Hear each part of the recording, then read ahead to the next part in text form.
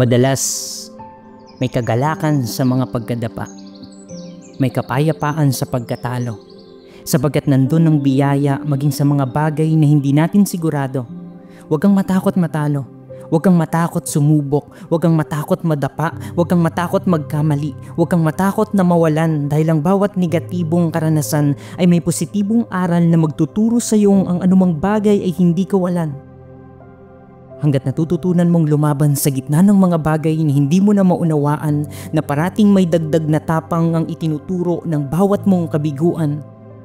Parati mong tandaan na hindi masasabing malakas yung palaging nananalo sa laban, kundi higit na mas malakas yung taong nagpapatuloy sa gitna ng kabiguan. Huwag mong dayain ang sarili mo sa panandaliang tagumpay. Wala sa tropeyo at medalya ang kasiyahan, wala sa palakpak at sigawan ng kapunuan, wala sa dami ng tagahanga o kasikatan, wala sa salapi, wala sa panlabas na mga ngiti.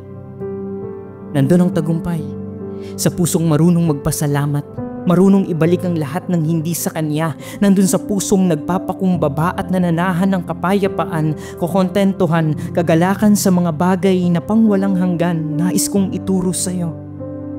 Kung saan ang lagusan paalis sa sarili